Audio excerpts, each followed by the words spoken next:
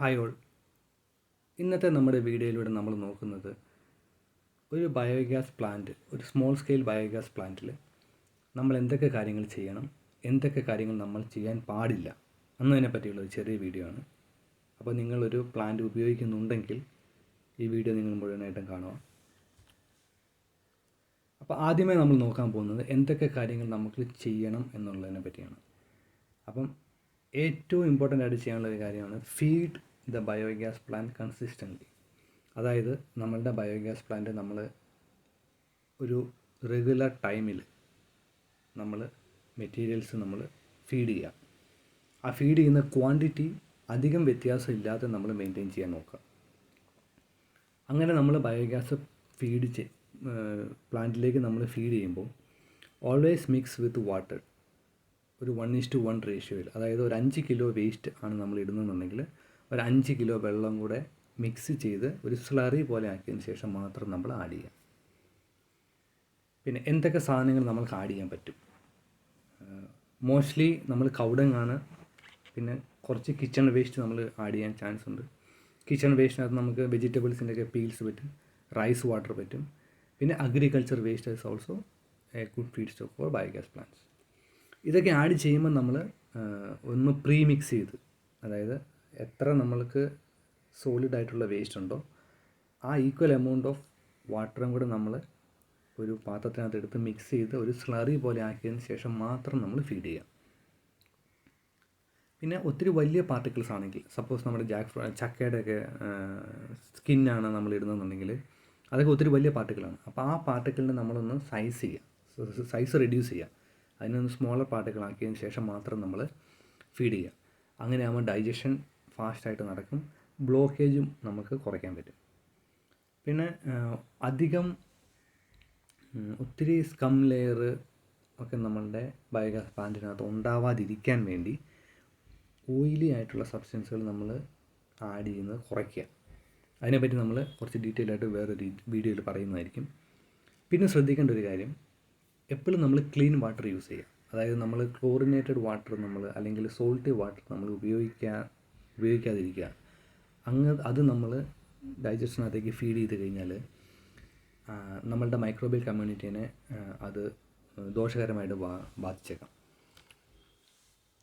ഇനി നമ്മൾക്ക് എന്തൊക്കെ കാര്യങ്ങളാണ് നമ്മൾ ചെയ്യാൻ പാടില്ലാത്തത്? അതിലേറ്റവും ഇമ്പോർട്ടൻ്റ് ആണ്, നമ്മൾ ഒരിക്കലും നമ്മുടെ ഡൈജഷനെ ഓവർ ഫീഡ് ചെയ്യരുത്. അതായത് നമ്മളുടെ വീട്ടിലുള്ള ഒരു പ്ലാന്റിന് ഒരു ഡിസൈൻ കാണും. ആ ഒരു ഡിസൈനിൽ അത് സപ്പോസ് ഒരു 1 മീറ്റർ ക്യൂബിൻ്റെ പ്ലാന്റ് ആണെങ്കിൽ നമ്മളൊരു 15 കിലോ 20 കിലോയ്ക്ക് മുകളിൽ നമ്മളൊരു കാരണവശാലും നമ്മൾ ആഡ് ചെയ്യാൻ പാടില്ല. അതും എല്ലാ ദിവസവും നമ്മൾ ചെയ്യണം. അല്ലാതെ എല്ലാ ദിവസവും നമ്മൾ ഒരു 5 കിലോയ്ക്ക് ഇട്ടിട്ട് പെട്ടെന്ന് ഒരു 2-3 ദിവസം പോയി 20 കിലോ വേസ്റ്റ് ഇടില്ല. അങ്ങനെ ഇട്ട് കഴിഞ്ഞാലും നമ്മുടെ ഡൈജഷൻ്റെ പെർഫോമൻസിനെ അത് ബാധിക്കും. പിന്നെ ഞാൻ പറഞ്ഞതുപോലെ ഓയിലി ആയിട്ടുള്ള മെറ്റീരിയൽസ് അല്ലെങ്കിൽ വേസ്റ്റ് മെറ്റീരിയൽസ് ആഡ് ചെയ്യുന്നത് കുറയ്ക്കുക. അത് നമ്മളുടെ സ്കം ലെയർ ഫോർമേഷൻ കുറയ്ക്കാൻ സഹായിക്കും. കാരണം it will take more time to digest. അത്ര സമയം അത് നമ്മുടെ ആ ഡൈജഷൻ്റെ മുകളിൽ അത് ഇങ്ങനെ പൊങ്ങിക്കിടക്കും. അത് കുറേ നാളിങ്ങനെ പൊങ്ങിക്കിടന്നു കഴിഞ്ഞാൽ അത് കട്ടയായി പോകും. അതുപോലെ തന്നെ ശ്രദ്ധിക്കേണ്ട വേറൊരു കാര്യമാണ്, ഈ ലാർജ് ക്വാണ്ടിറ്റിയിൽ ഈ അസിഡിറ്റി ഉള്ള ഫുഡ് പാർട്ടിക്കിൾസ് അല്ലെങ്കിൽ ഫുഡ് മെറ്റീരിയൽസ്, അതായത് നമ്മുടെ നാരങ്ങ അങ്ങനെയുള്ള സാധനങ്ങളൊക്കെ വല്ല ഒരു നാരങ്ങ വല്ലതൊക്കെ പോയാൽ കുഴപ്പമില്ല. പക്ഷേ ഒരു ലാർജ് വോളിയത്തിൽ you should not add it. പിന്നെ അടുത്ത ഒരുപക്ഷെ എല്ലാവർക്കും അറിയാവുന്നതായിരിക്കും, ഒരിക്കലും നമ്മൾ നോൺ ബയോഡിഗ്രേഡബിൾ ആയിട്ടുള്ള മെറ്റീരിയൽസ് നമ്മൾ ഒരു കാരണവശാലും നമ്മൾ നമ്മുടെ പ്ലാന്റിനകത്ത് ഇടാൻ പാടില്ല. അതായത് പ്ലാസ്റ്റിക്, ഗ്ലാസ്, മെറ്റൽ, റബ്ബർ, ഈ സാധനങ്ങളൊന്നും ഒരിക്കലും നമ്മൾ ഡൈജസ്റ്റിൻ്റെ അകത്ത് പോകാൻ പാടില്ല. It will not digest and it will cause more problems. ഇത് ബ്ലോക്കേജ് ഉണ്ടാക്കാനുള്ള ഏറ്റവും ഒരു പ്രൈമറി റീസണാണ്.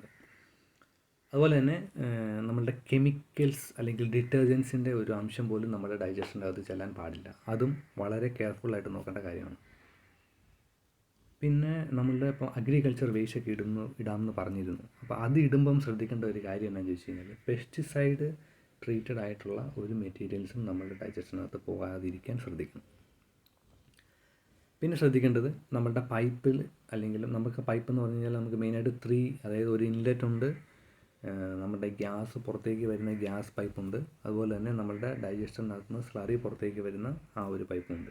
ഈ പൈപ്പുകൾ ഒരിക്കലും നമ്മൾ ബ്ലോക്ക് ആവാതിരിക്കാൻ നമ്മൾ നോക്കണം. അപ്പം ഇത്രയൊക്കെയാണ് ഒരു ബയോഗ്യാസ് പ്ലാന്റിൽ നമ്മൾ ശ്രദ്ധിക്കേണ്ട കാര്യങ്ങൾ. So let's try and make an effective biogas plant at our own home. Thank you.